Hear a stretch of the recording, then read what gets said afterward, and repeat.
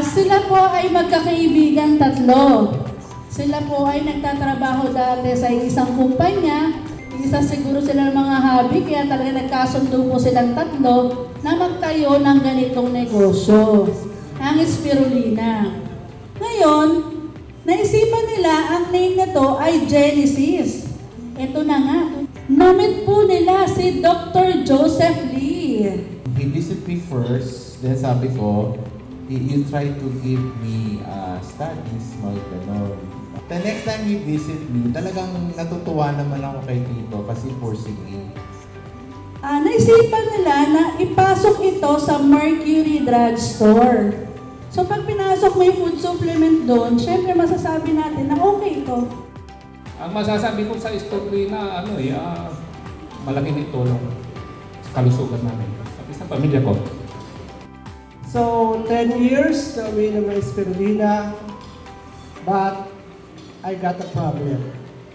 So, kapapadoktor ko, daw niya natuklasan ang aking karamdaman. Actually, 3 lamang kayo siguro sa buong mundo ang merong ganyan. At isa ka, pero hindi ka nagagaling. So, nilinaw ko, ano ba talaga yung sakit ko, Dok? So, ang sakit mo ay, dahil mahilig kang uminom ng supplement at Spirulina, habang tumatanda ka, ikaw ay magmumukhang bata. Yun po ang sakit ko. So ito, I wanna share, I wanna thank Genesis kasi I've been an advocate of herbal supplements ever since. From herbal coffee, from herbal supplements, from DCO, and then Spirulina. So I wanna thank, hindi na ako magkatagal, pero I wanna thank Sir Loreto for the trust, si Dr. Joseph Lee, Sir Alfredo, yan, si Ma'am G, Ma'am Mika. Nag-start po ako dahil kasi kay Doc Joseph Lee po. Nung ina-endorse na po sa amin yung products po, yung Spirulina muna, sa Good Morning Kuya, sa UNTV. Sobrang laki po ng naging impact niya sa akin. Meron po akong PCOS. Ngayon po, PMOS na siya na tinatawag. Almost 2 years of taking po ng Spirulina. Sabi sa akin ng sonologist, wala na daw po akong, cyst dun sa right ovaries ko. So sabi niya sa akin, anong ginagawa mo? Sabi ko, syempre, hindi mo iaasa lang completely sa pag-inom ng mga supplements. Tapos, you incorporate with good sleep, quality sleep, you incorporate with diet, and exercise. Tapos sabi niya, sige, tuloy mo lang yan. Tapos tinare ko po yun sa aking platform. Nakita po ng marketing team ng Genesis Spirulina na may mga ganun akong videos. Tapos kinontak po nila ako.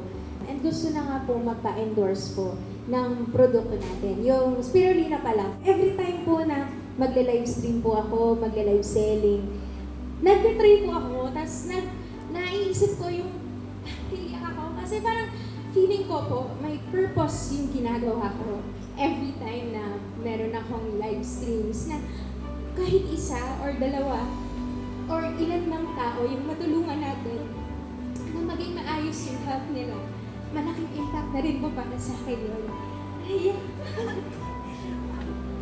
And I'm very grateful kasi po,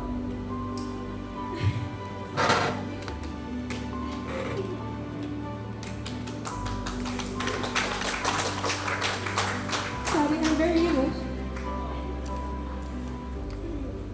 Yun po, every time po kasi na nag-live stream ako, meron pong mga comments from other people na 3 months na daw sila nag-take ng Spirulina, tapos they feel better. Meron po silang mga condition, and parang naisip ko na, wow, ang laki pala ng nagagawa ko, hindi lang sa pagbebenta ng produkto, but to help other people na maging maayos sa kanilang yung mga pakiramdam nila. And sabi ko, sobrang inclined yung ginagawa ko sa platform ko sa kung ano po yung navivision po nila Sir Loreto, nila Sir Bong, na makatulong po, maka-reach out to a lot of community, to the society. Kaya nga po natin mas pinapalakas yung mga produkto natin para makatulong po tayo sa iba.